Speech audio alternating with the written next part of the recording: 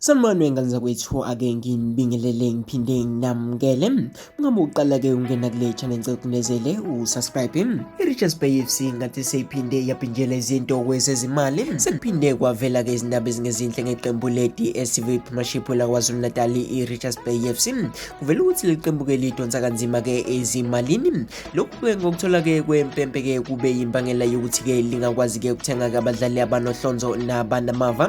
Ngaphezu kwalokho-ke vele-ke bebekhona-ke eqenjini abanamava njengoluviyo memela nonsekelelo kwenyawuza-ke badedeliwe-ke ngakho ukuthi iqembu alikazi-ke laphana-ke ukubaholela.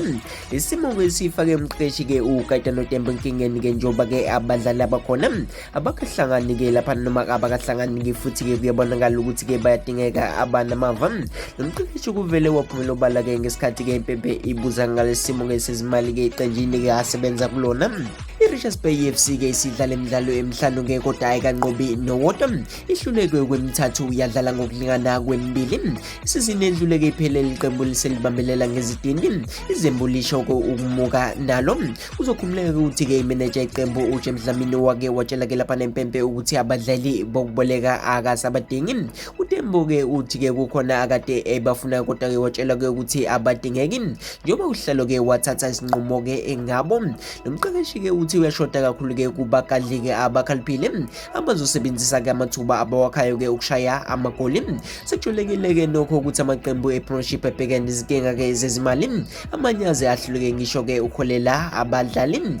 Enye into-ke ukuthiwa igqilaza i-Richards Bay FC ngezimali ukuthi idlalela imidlalo yayo-ke yasekhaya ekhambeni njengoba-ke idlalela-ke e-Kings Welithini Stadium eThekwini. Lokhu kungenxa yokuthi-ke inkundla yayo-ke yasekhaya eMhlathuze Sports Complex ayikaqedwa-ke ukulungiswa. Le qembu-ke alinabo-ke abaxhasi kanti-ke imali elitholayo lapha ngaphezu kwesibonelelo kwese-PSL u3 million-ke ufaka-ke umasipala waseMhlathuze. Kwavela-ke kade-ke kuvala isizini ukuthi uJomo Biyela onguhlalo-ke kuleli qembu uke wakusikaza-ke ukulifaka endalini. Lokho kwathi-ke uFariki Kotita uMaritzburg United no-Abraham Selo weMarumo Gallants sebecuthise-ke izindlebe, obuye-ke wajika laphana-ke umqondo.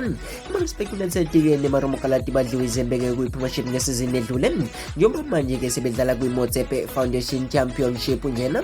Wenza kwethu-ke lezi ndaba-ke engithe ngakuthola zona, mina sengiphuma njalo-ke ngintasele yebhola yaku-YouTube.